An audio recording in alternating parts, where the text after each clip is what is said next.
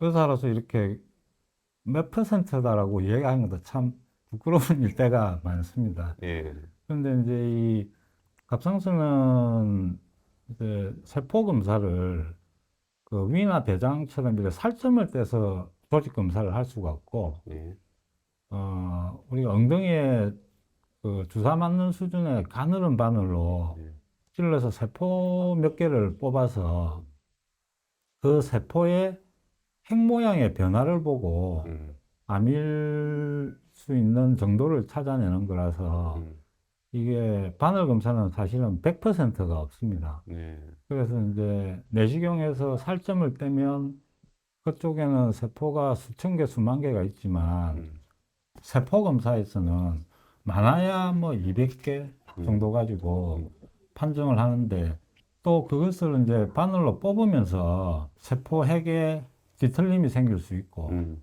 또 고정이 안 되는 상태에서 보기 때문에 그 오류가 생길 수가 있습니다. 그래서 이제 보시면 세포 핵 모양을 보고 암일 확률을 보는 검사가 있고요. 예. 최근에 한 7, 8년 전부터 진단율을 높이는 그런 유전자 변형 검사를 같이 진행하고 있습니다. 전 세계적으로 갑상선 바늘 검사를 해서 암일 확률이 30%가 넘어가면 음. 수술을 해서 세동 조직 검사를 보고 이후에 치료 방향을 다시 또 정하는 그런 과정을 겪게 되게 되어 있습니다. 엽보성 종양은이라고 나오면 30%가 암인데 예. 그걸 놔두면 장기간에 걸쳐서 놔두면 뼈 같은데 전이를 잘하고 그렇게 되면 그것 때문에 어, 사람이 목숨을 잃을 수 있는 가능성이 있기 때문에 전 세계적으로 갑상선을 치료하는 선생님들은 확률이 30% 넘어가면 제거하는 쪽으로 가이드라인을 그렇게 잡고 있어요. 포성종을 4단계라고 보통 부르고 예. 5단계, 6단계는 트랙이 조금 다른 종류의 혹이라고 생각을 하셔도 됩니다. 예. 5, 6단계는 우리가 가장 흔한 95% 정도의 암의 비율을 차지하는 유두암에 관한 진단이라고 생각하시면 되겠습니다. 예. 그래서 이제 여포성 종양은 여포성 세포가 바늘 검사에서 나오면 여포성 종양은 핵 모양을 가지고 암이다 아니다를 구분하는 게 아니고 여포성 종양 세포가 혹을 싸고 있는 막을 침범하거나 또 옆에 있는 혈관을 침범하거나 신경을 침범하거나 임파관을 침범하거나 이런 현상을 보고 암이다 아니다를 구분하기 때문에 세포 몇 개를 뽑아서 암일 확률을 볼 수가 없는 그런 종류의 혹이라서 혹 전체를 파악을 해야 되기 때문에 진단적 수술이라는 명칭을 붙이게 됩니다. 교과서적인 말씀 먼저 드리겠습니다. 아, 예, 예. 예. 당장 수술을 안 하고 이게 추적을 하는 것을 이제 학문적으로 이제 능동적 감시라고 감찰로 이제 명명이 되어 있는데 이거는 이제 당장 수술을 안 하고 6개월 단위로 추적을 하다가 좀 변화가 생기면 그때 치료를 하겠다는 것입니다.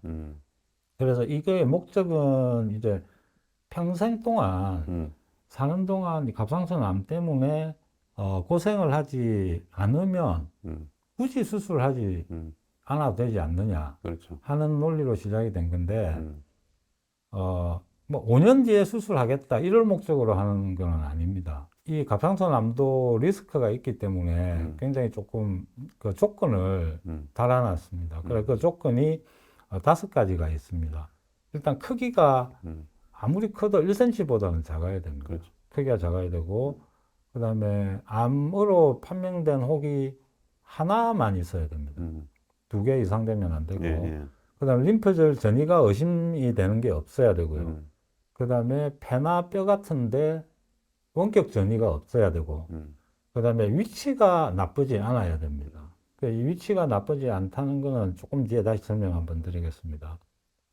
이런 게 다 충족되면 6개월 단위로 초반에는 추적을 하기 시작합니다. 6개월 단위로 추적을 하다가 이게 크기가 2, 3mm로 자라거나 한 개 있던 게 2, 3개로 늘어나거나 혹은 림프절 전이가 없던 게 의심소견이 생기거나 폐나 뼈에 원격 전이가 없던 게 의심소견이 생겼을 때 그때 수술을 해서 치료를 하겠다는 내용입니다.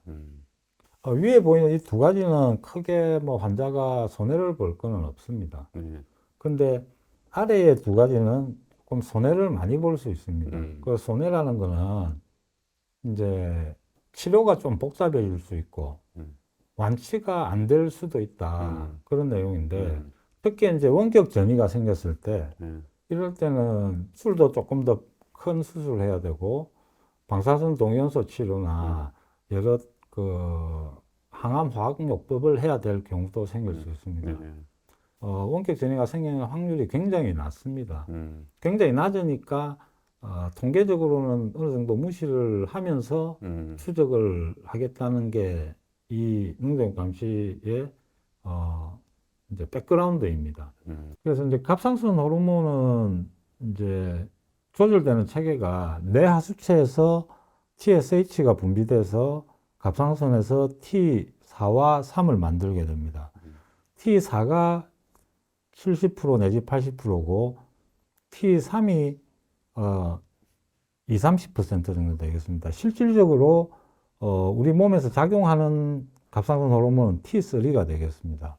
그런데 T4가 간이나 근육에서 T4가 T3로 바뀌어서 우리 세포 안에서 작용을 해야 이게 정상적인 갑상선 작용으로 되지만 전환이 덜 되면 필요한 호르몬 양이 작다고 느끼는 것입니다. 그래서 실제로 작용하는 갑상선 호르몬은 모자란다고 몸이 느끼면 그러면 살이 쉽게 찔 수 있게 되겠습니다.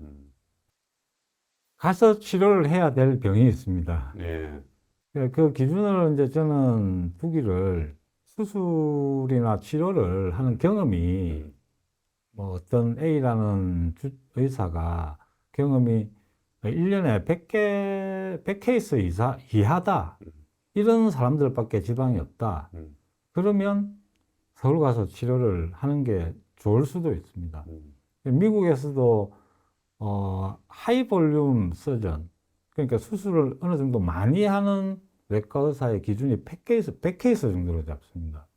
그래서 하이 볼륨 서전이라는 경험이 충분하고 어떤 상황도 이렇게 대처할 수 있는 능력이 있는 사람들을 보통 하이 서전으로 분류가 되는데 부산이나 뭐 지방에도 뭐 1년에 200케이스 이상 많이 하는 서전들이 많습니다.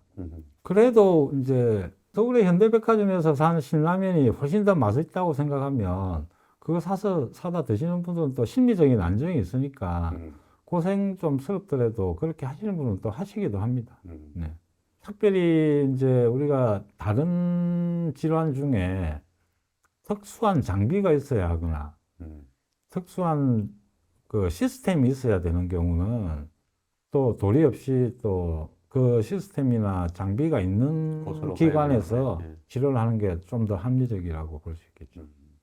목소리가 안 나오는 거는 이제 두 가지 원인으로 일단 먼저 설명을 드리면 우리가 전신 마취를 할 때 기도 삭관을 하게 되면 그 기도 삭관하는 그 호수가 성대를 통과해서 폐 입구에 가서 이제 마취를 하기 때문에 그 호수의 자극으로 인해서 그 성대가 염증을 일시적으로 일으키면 짧게는 뭐 2, 3일, 길면은 한두 달 정도의 음성 변화가 생길 수 있습니다. 그거는 뭐 큰 문제는 되지 않고 보통 뭐 한 달 안에 보통 다 원래 목소리 돌아오는 경우고요. 그리고 이제 두 번째는 이제 신경에 관한 문제입니다. 목소리를 내는 성대를 움직거리는 신경이 갑상선 뒤쪽에 바로 이렇게 붙어 있게 됩니다. 이 갑상선을 하거나 주변에 임파선을 제거할 때, 림프절을 제거할 때 신경을 조금 만지작거리거나 갑상선을 이렇게 당겨야 될 수 있습니다. 당기게 되면 이 신경이 자극을 받아서 이 음성 변화가 2개월 정도 생길 수 있습니다. 그런데 보통 그런 거 신경이 혹이나 임파선에서 이제 침범을 해서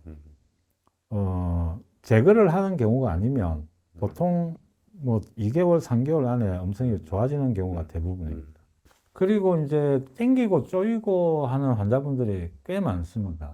왜냐하면 이제 여기가 목이라는 데가 워낙 예민한 데고, 피부를 들었다가 수술을 하기도 하고, 그 다음에 갑상선 뒤쪽에는 아까 말씀드린 대로, 식도가 여기 있습니다. 입이 여기 있으면, 인도와 식도 여기가 갑상선에 맞닿아 있습니다, 원래.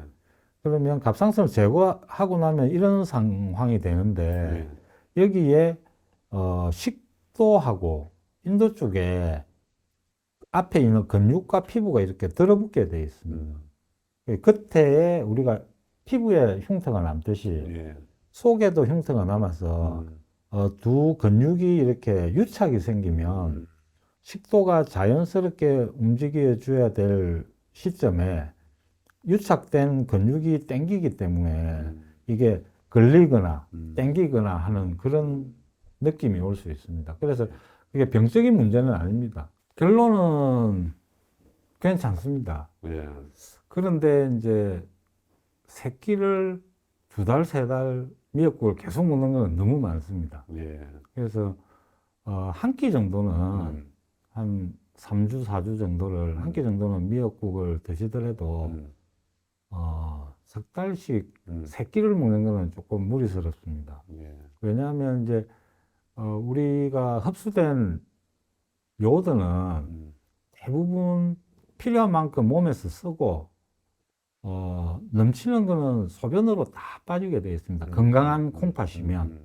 그러면 이제 그러기 때문에 물을 충분히 드시면서 미역국을 충분히 드시는 거는 괜찮으나 또 필요 없는 거를 밖으로 배출하는 것 또한 몸에서는 칼로리를 소모해야 되고 내 몸에 기력을 소화하는 거기 때문에 너무 과해서 그거를 빼는데 내 힘을 쓰면 나머지에 또 하는데 불리한 점이 있기 때문에 하루에 한 끼 정도는 아무 문제 없고요.